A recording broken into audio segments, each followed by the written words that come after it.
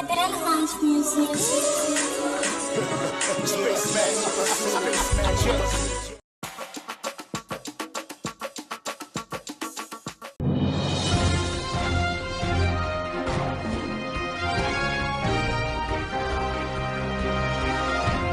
Akangu pe bangankolo wangai Telespater loyeli malamu na makamabuki sako na bino bonso ngai tata makamabukili tata songi lelo na yeli bino bosolo. Alors ce que je vais dire dans cette vidéo, c'est une vidéo analytique ou analyse si vous voulez. Dans cette vidéo, je vais vous prouver à quel point Sarah Tola a manipulé les gens. Enfin, elle commence à manipuler les gens maintenant, actuellement. Elle change ses propos de ce qu'elle avait dit auparavant. Je vais vous montrer un extrait. Vous allez voir comment Sarah Tola, par sa propre bouche, elle va confirmer que Nikki n'a jamais été au courant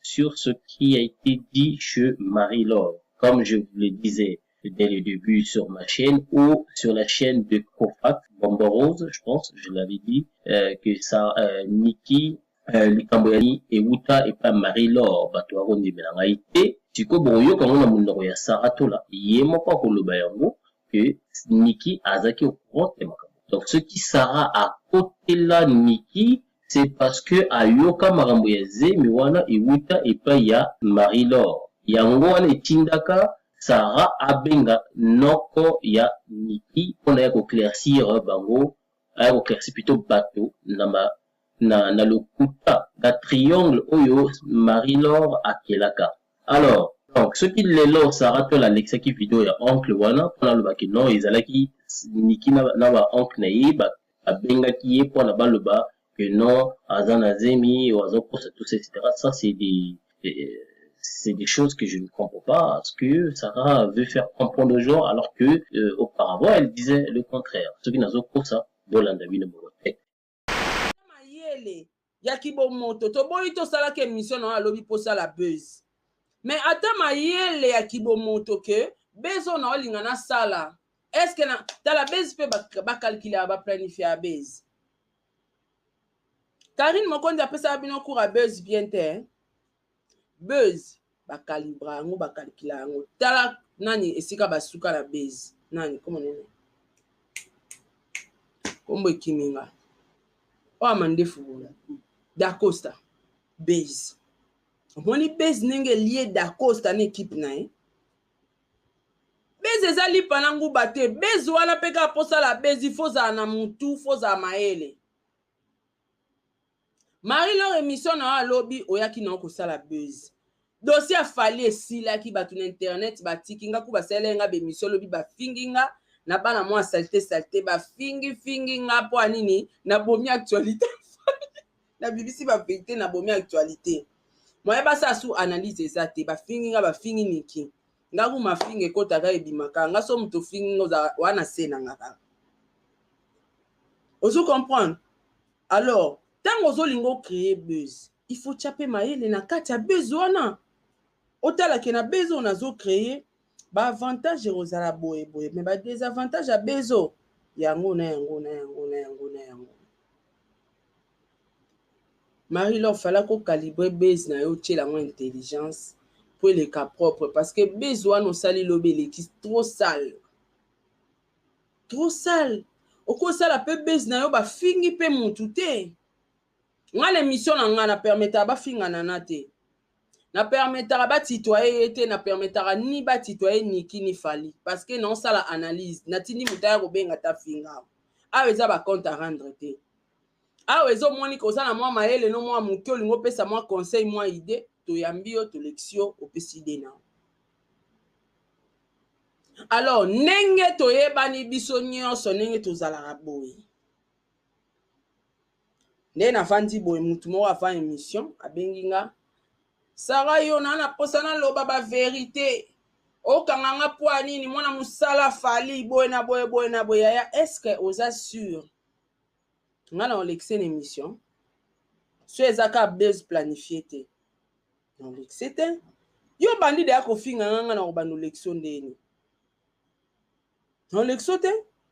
émission Marie-Laure asali lobe eza émission ya buzz a planifier émission na ye na fille wana ke yo banda na émission déjà zo banda ke ana fille wana na téléphone donc muto fingo déjà avant émission moi suis quand même courage ya kolekisa une émission atitoyer yo atitoyer nana atitoyer fali soit disant pour batu bando finga niki keza ndekwa niki batu bando finga niki ke eza ndekwa niki muto eko confirmer biso zemi ya niki eza buzz na osalaki eza ndenge bozo coopérer mikolo bozo travailler en collaboration koluka ndenge nini ya kosalir mwana mwasi ya batu o azali nimbanda nana o azali ni mwasi ya fali bazalaka pe susu te bon lokwa nga peta musu nazoyeba bien te oncle mutu akoya ko éclaircir biso makambo wana nyonso mutu obengi kaka na émission mbala moko yo Marie-Laure fali afutaka yo wana eza batriangle oyo ko Marie-Laure nga naza donc navandi na bagrand bato ya batriangle bata mayele ke triangle azobeta po ye bango foza mayele donc otindi mutu moko boye oyebisi ye mpe kende eza na fofinga mpe nga fofinga mpe fali fofinga mpe nana po bacomprendre ke eza ya solo eza buzz te yaya toyebi batriangle wana nyonso parce que oyo yaya koloba na monoko eya vérité te suka nango ezalaka ke bawario bamona ke niki azoutilize bato baleka na baémission balobaka na zemi mpo badétruire couple nana yango ide yango wana or niki ayebi ne mama mwana ti aza na ye na nga moko kutu bandeko nga moko naza awa mutu moko akomela ye nga avant-hier abi na nga akomeli nga abi bonjour Sarah tu vas bien Gabi oui natuni eseki s'il vous plaît bisinga c'est Niki menga Barcelone tala mokilo eza na makambo Gabi ah bon oh oui nalinga juste na confirmer yo ke naza na zemi bato baoloba ke na zemi te nga na zemi ya 6 mois kala mingi te na obota donc akotanga lukuta mo boye to akotanga dossier moko boye o nga na maîtriser na te mais na ya na confirmer bato ngo meka kofandisa nano bato basutena nga ntango nga nazofandisa ntango bino bozobengana le warrior bofingi lobi butu epa Marie-Laure boyoka sikoyo makambo ezobima awa bozoy rendre compte te ya artiste na bino Marie-Laure sait comment vous manipuler Marie-Laure azo manipuler bino pour avoir de vie nga nasara na nga bémission politique lisusu te nga nasara bémission politique te nasara pe bémission soki polémique te nalobata politique donc nanga na besoin ko manipuler ba fan te nga na yaka na ba histoire nanga histoire annoncée na beti mais tant que tomoni analyse moko to likambo ko ekoyeli biso na média oyo ezosenga ke tochape mayele biso pe toyebi mwa makambo yango mwa bien yango moni tozolobela mais makambo yango ndenge koma okende ezoke esungien te bandeko série Fally Ipupa Niki menga Barcelone Nana Ketchup bafana ezosila lelo je crois voix ya noko ya Niki batutu o bayebi Niki o bazalaka na ye bakoyeba bakoreconnaître voix tosilisa na dossier o toleka ta na makambo susu te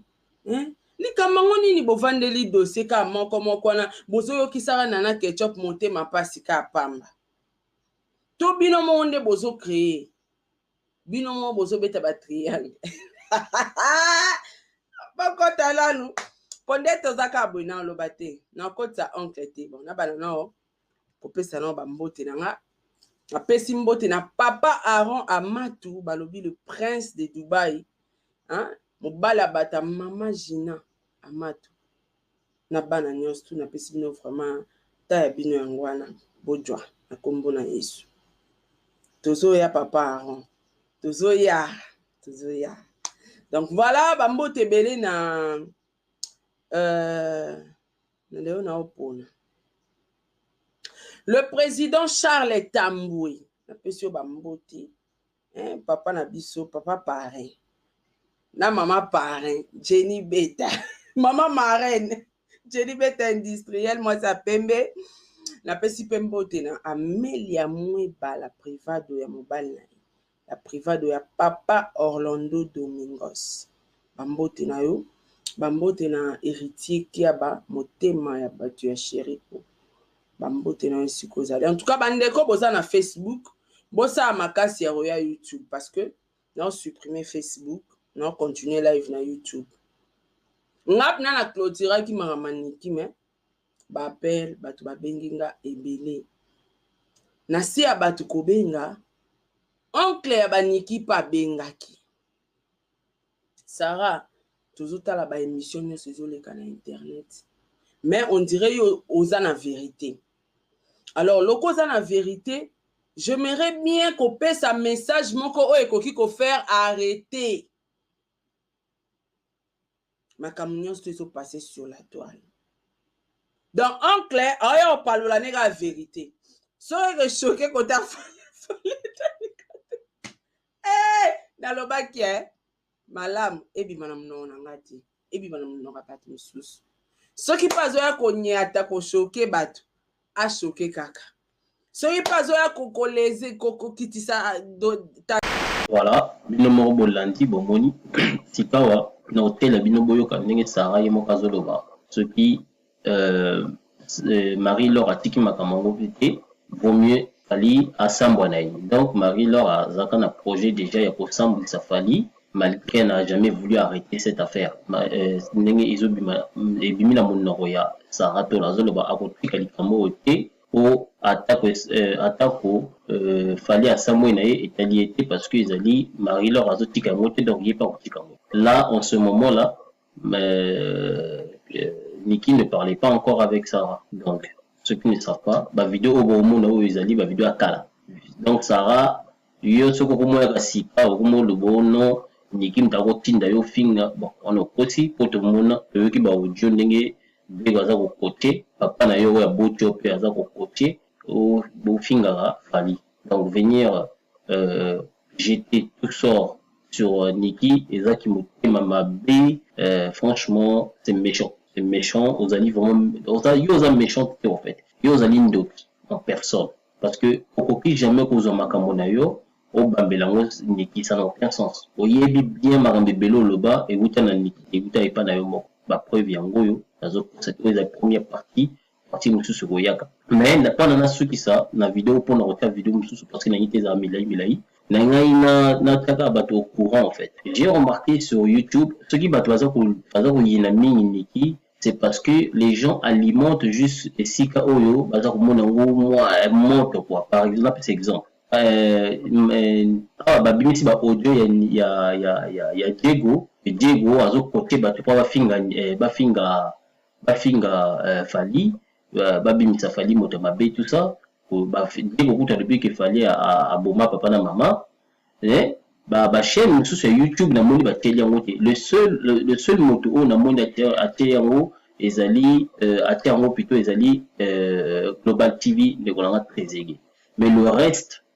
hein bango bazo la naga esika so bakomi ceux qui la mama komi telemkushi allez bango bakisa lango live oh la mama boye ceux qui par exemple Tina Ipupa a lobby boye bango bakisa lango live mais ceux qui bazo bimisa makambo oyo Sarah zoloba bango basa lango live ceux bazo bimisa makambo de bazo loba bazo sa lango live pour na bango oyo nous surtout que la contre Niki il faut basa lango live. Je trouve ça trop enfantin en fait de votre part. Je trouve que vous n'avez pas de cerveau pour réfléchir en fait. C'est votre temps à insulter, à cliquer les gens sur vos chaînes alors que vous n'êtes même pas intelligent pour analyser les choses. Hein? Voilà, donc au lieu de faire des recherches, vous êtes là avec les gens, voilà, créer, à s'aimer les isani, patati patata. Bon, enfin bref, bon là, là-dessus, n'est-ce pas là, à Zagolo Bako. Tant que Marie-Laure a tique voté. Donc, vous voyez vous-même, à cette époque-là, Niki n'a nous coûte un qui contacte na Sarate, on a sur le Makambo. Na vidéo, on a vidéo coûte na hôtel, na nous coûte Niki Tindeli Sarah Makambo Yaba. Mikanda ya nani obabe on est extrait de mariage donc nani coûte bimité parce qu'on est bimé après donc tomoni mari là bakomi kosasa makambo mosusu ale yango wana mpe niki mpe atindaka makambo ya baextrait de mariage. Donc voilà, donc Sarah tola avant ya kolosala likambo, avant ya kokosela niki likambo mitala nsima okanisaki toza na bavideo te atolongoli yango na chaîne na yo ekozonga. Ale bolanda Olga makambo atikaka te, makambo ezo yango moko ezolinga ya soki bango balingi makambo esila ifo bakanga Marie-Laure lokwa Marie-Laure bazotinda ye azoya koloba makambo eza nzela te, makambo esila te seke baverité nyonso fo ebima kaka soki artiste akosambwa asambwe kaka. Hey y'all, come look at this. Donc eza na bato bazosala bacomposition na bango mpona koluka kaka kodétruire vie ya Niki na bana mpo awa eza nango kibombanda pe te parce que balingi kaka badétruire Niki na bana omoni kaka mwa un franc wana kaka oyo ipupa apesaka bana na ye. Alors na un franc wana bana posa ipupa apesa yango kutu susu te, na ndambo affection wana ipupa apesaka bana na ye baza pa ata na besoin ya ndambo affection wana ipupa apesa bana te. Eza façon ya koluka kodétruire bato. Jesus Christ of Nazareth. S'abonnez-vous.